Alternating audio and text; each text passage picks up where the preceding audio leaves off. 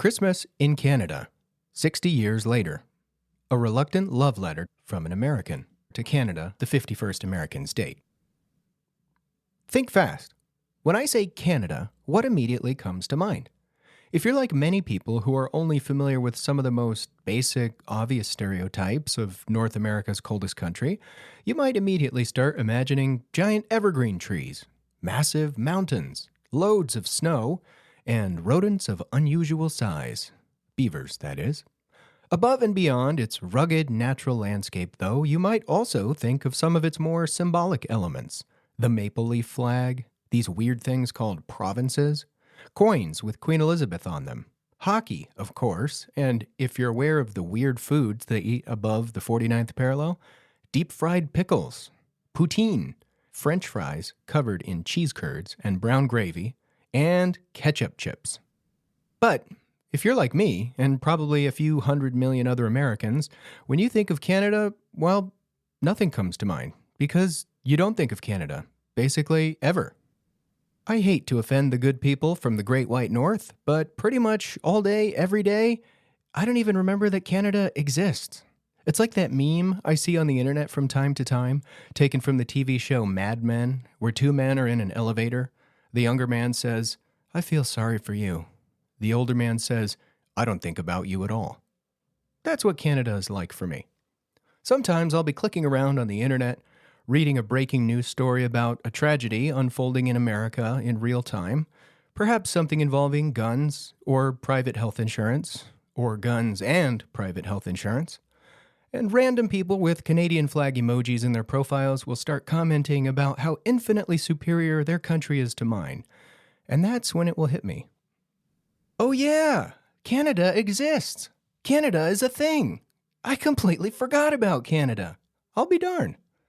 Now, I will give our frozen friends a point here. They are indeed the superior country in precisely one manner. They are literally above us, but only literally.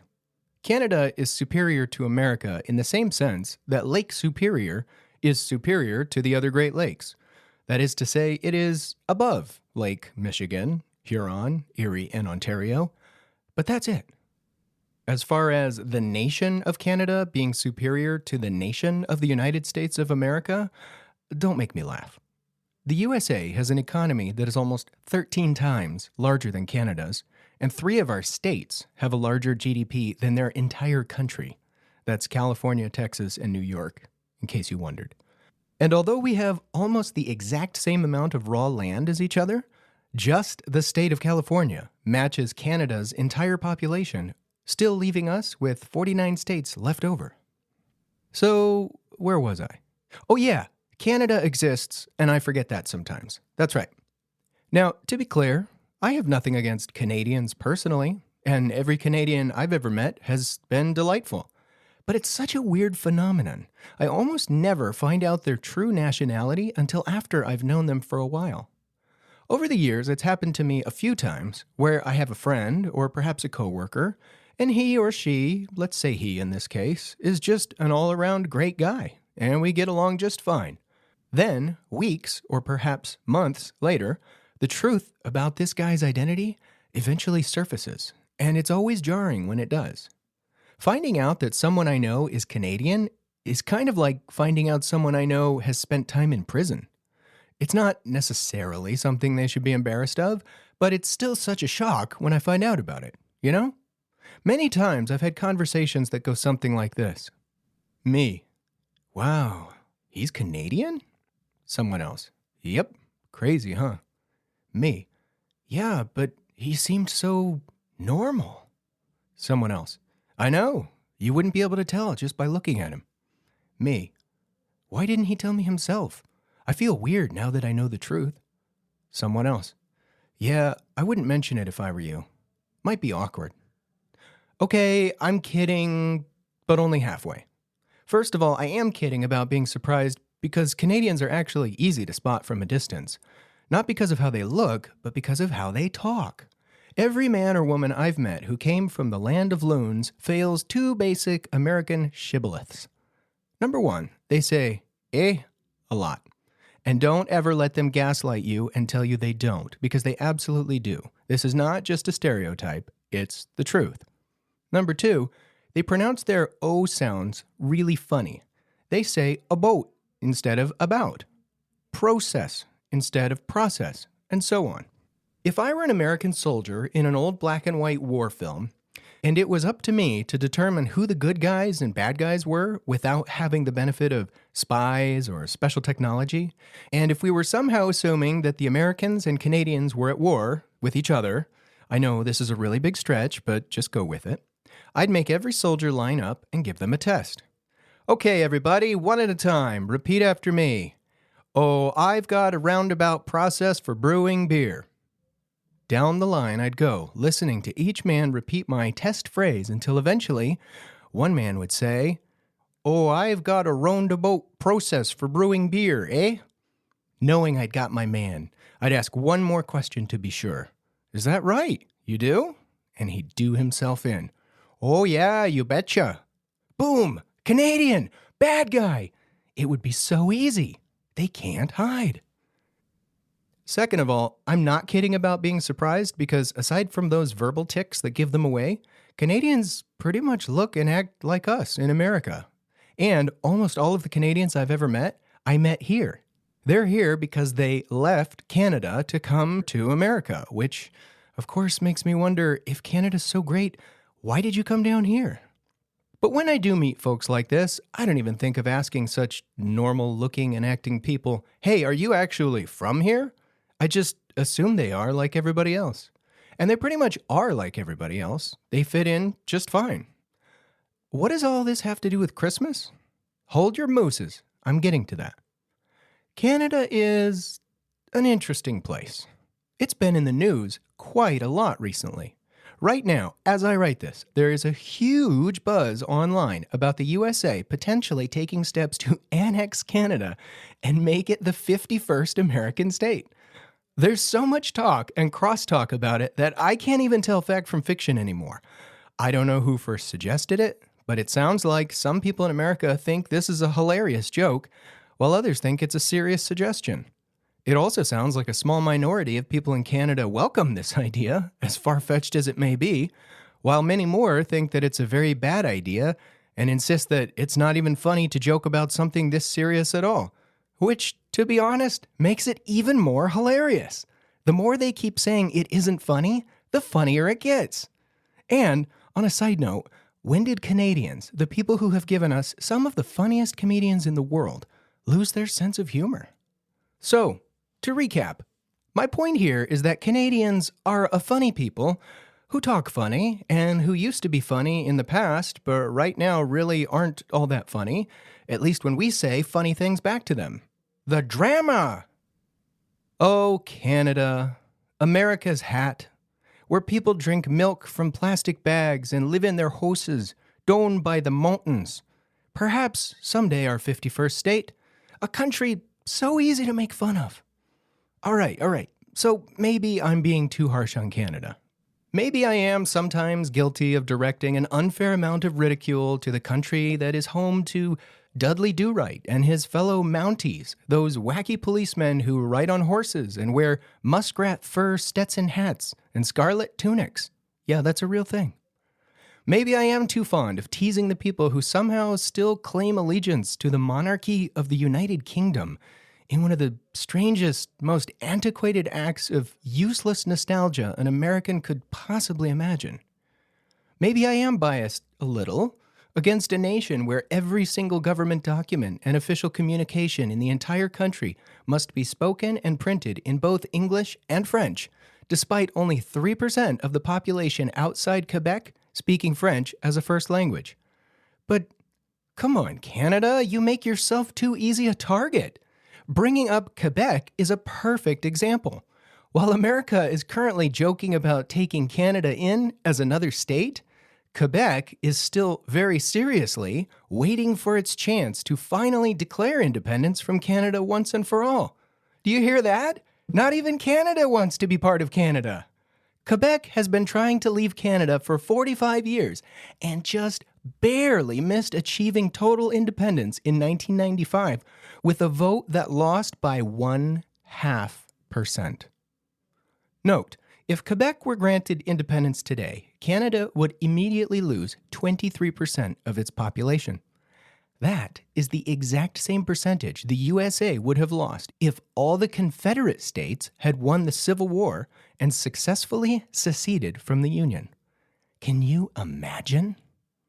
Okay, enough ragging on Canada. Let's say Canada is actually a wonderful place and is home to some really great things. Things to be proud of. Things that I can point to today and say, I have to give Canada credit for that. To that end, I tried an experiment to find out what those things would be.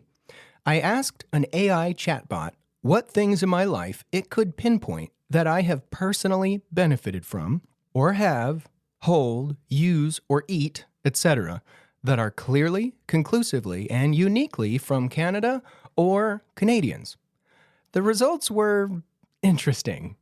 At first, it gave me a list of 10 things that were mostly irrelevant. Things like hockey. Okay, obviously it's Canadian, but I don't play it. William Shatner. Wow, really? The actor? I had no idea.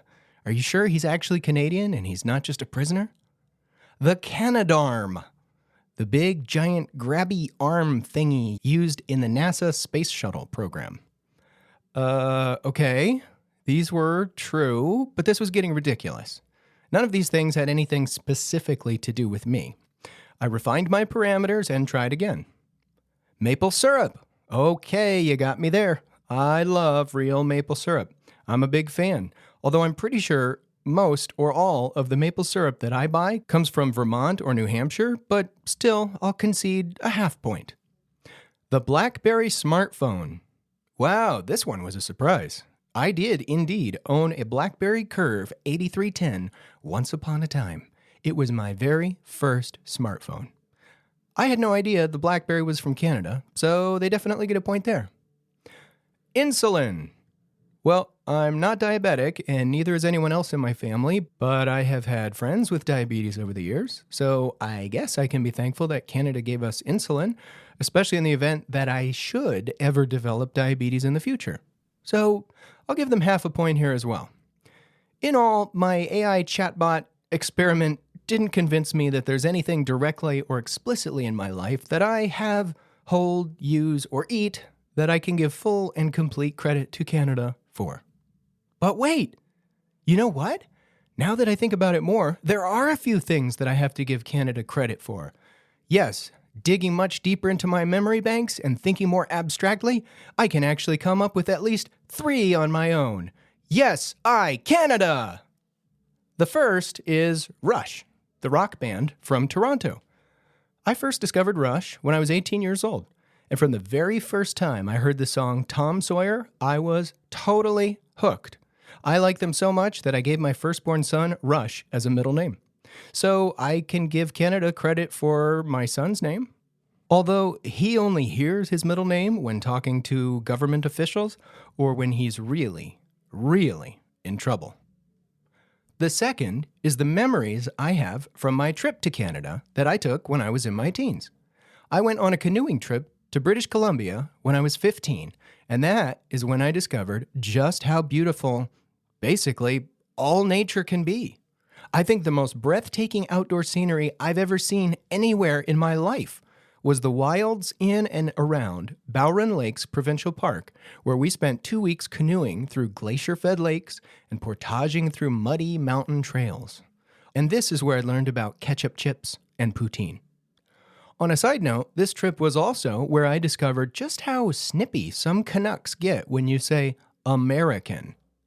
At a McDonald's on our very first day in Canada, I told the lady behind the counter, "I only have American money. Is that okay?"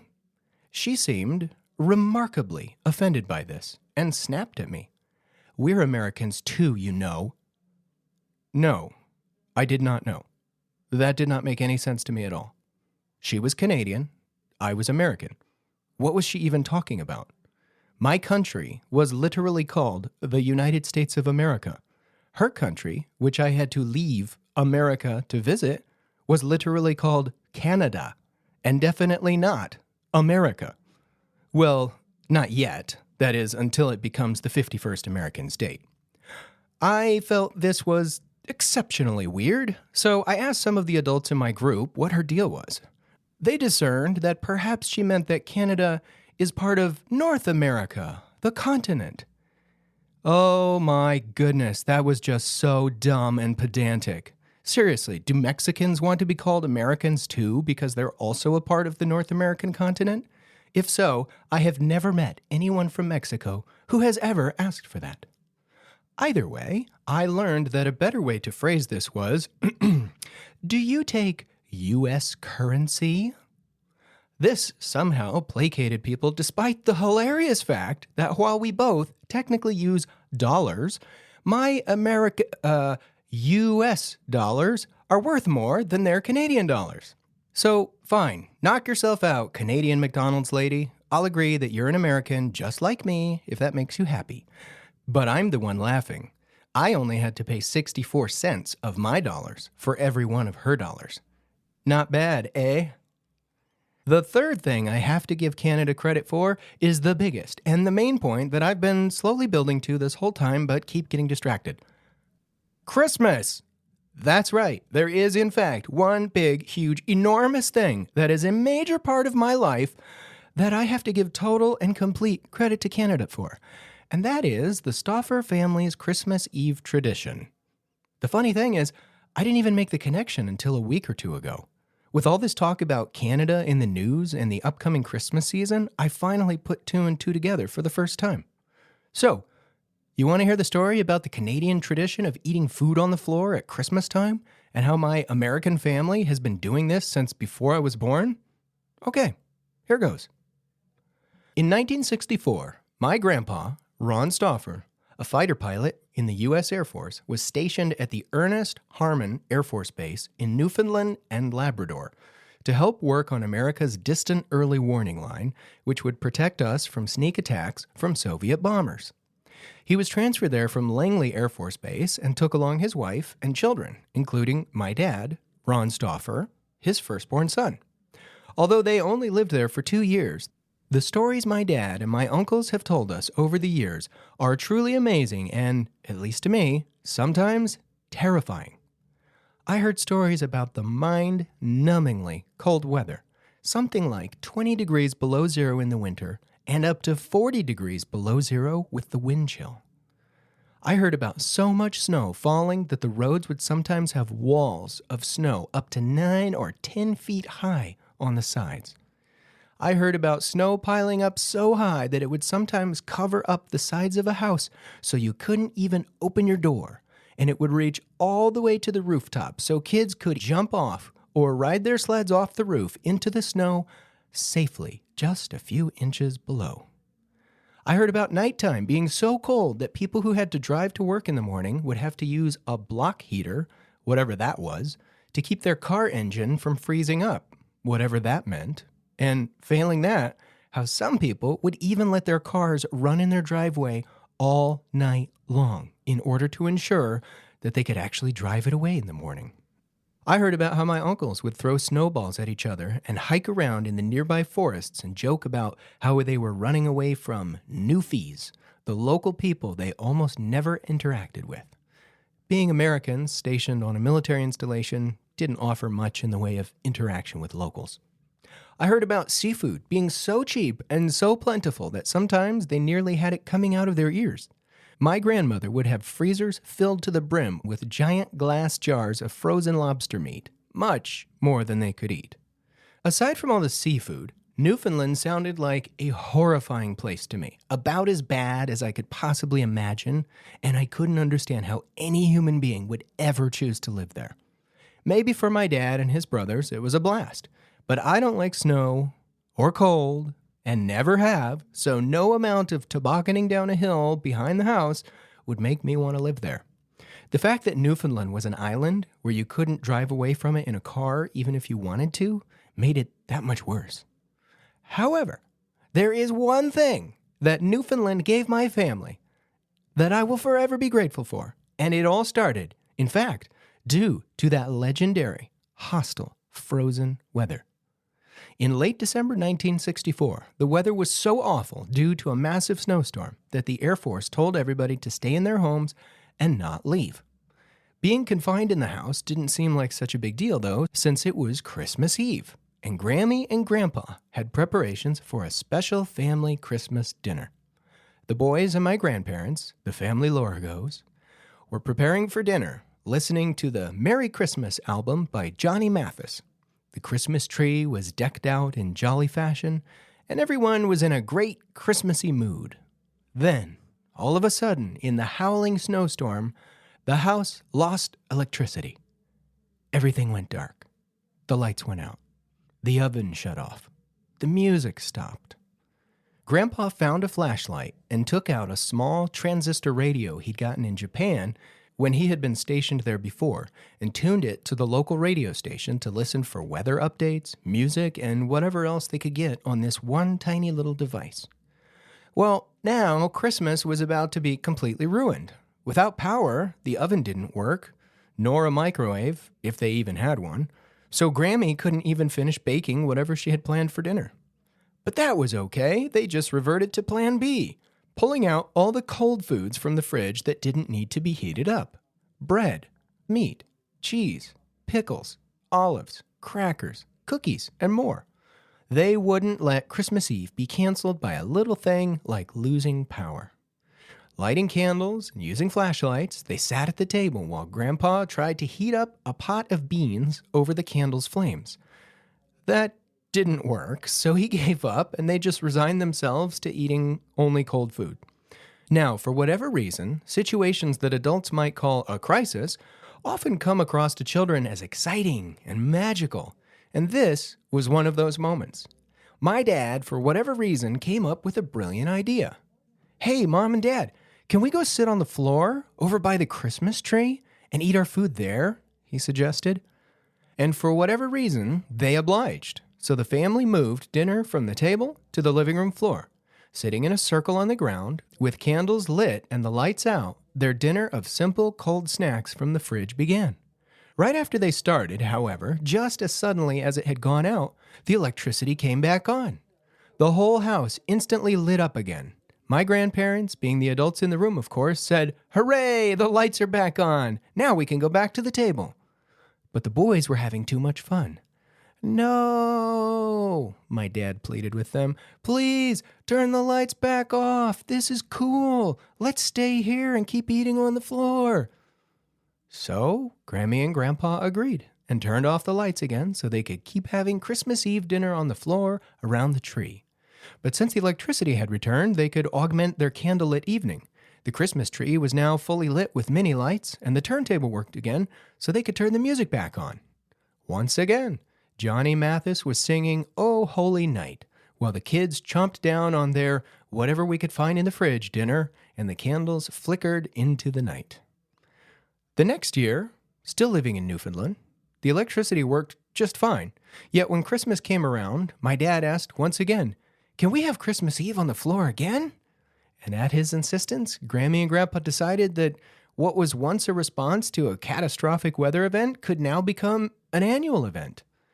And so it did. On Christmas Eve, 1964, a family tradition began entirely by accident in Newfoundland, Canada.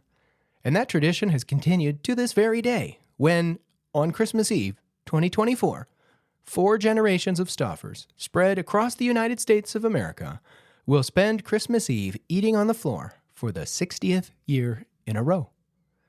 This special way of celebrating Christmas is so ingrained in my mind and habits that when I was younger and found out that some people didn't eat Christmas Eve dinner on the floor, I wondered, what's wrong with them? For me and my siblings, Christmas Eve is actually the most wonderful time of the year, to the point where Christmas Day is actually boring in comparison. It's funny, when you grow up doing things a certain way your entire life, it's easy as a child to assume that everyone else does, or if they don't, you find what they do to be inferior. When I found out that other people don't do much to celebrate Christmas Eve, but instead their big day is Christmas Day and they celebrate it by eating dinner at the table, I thought, wow, that's just lame. So, over the years, from the day I was born until today, I have spent Christmas Eve sitting on the carpet near our Christmas tree, just like those early days. Everyone in our family does it slightly differently. At my parents' house, we usually had sandwiches made with Dutch crunch rolls filled with pastrami and melted Swiss cheese.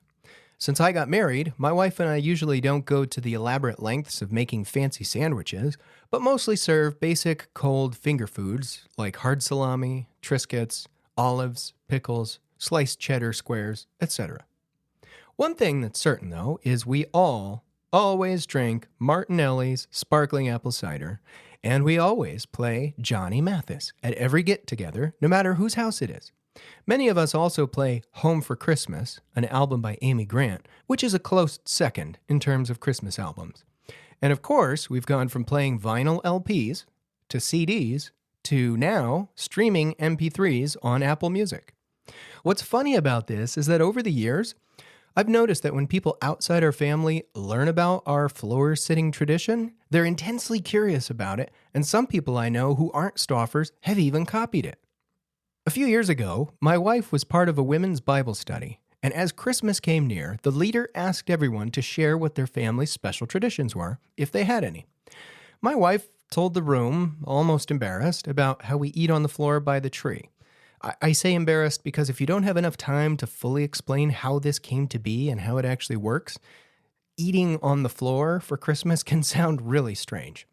But the response from the ladies in the room was almost over the top. "Oh, wow, that sounds so cool," they said. One woman even told her, "I want to try that." A few weeks after Christmas, that same woman, a single woman who had never been married, had no children, and had always lived alone, did indeed try it, all by herself. She was thrilled to report back to my wife, "I did it! I had Christmas Eve dinner on the floor by my Christmas tree. It was so fun!" How funny. How funny that 60 years ago, on one random night during the Christmas season, the power went out across the city of Stephenville on the island of Newfoundland. And now there are dozens, and perhaps soon to be hundreds, of Americans who are still enjoying fantastic family holiday memories and making new ones because of it. When I hear the song, "It's the Most Wonderful Time of the Year," I can't help but smile when I hear the lyrics, "There'll be scary ghost stories and tales of the glories of Christmases long, long ago." For that is precisely what we do every Christmas. Aside from watching The Muppet Christmas Carol, there are no scary ghost stories in our house. But each year, as we gather around the tree, sitting in a circle, someone, a young child, a family guest, or a new addition to the Stauffer family, will ask, "So, what's this all about, anyway? Why are we sitting on the floor?" And I'll smile as I once again tell the tales of the glories of Christmases long, long ago, where it all began.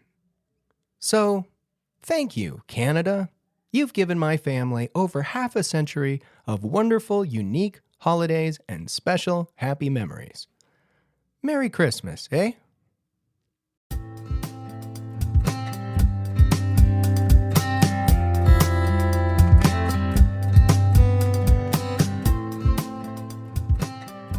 You've been listening to Micron, a one-man podcast by Ron Stauffer. If you like what you hear, visit micron.fm. While you're there, you can listen to more episodes, as well as read what I'm writing, and even comment and give feedback if you so desire. Now, before I sign off, I will leave you with some final words of wisdom. Then let us all rejoice again on Christmas Day, Then let us all rejoice again on Christmas Day in the Micron. Thanks for listening.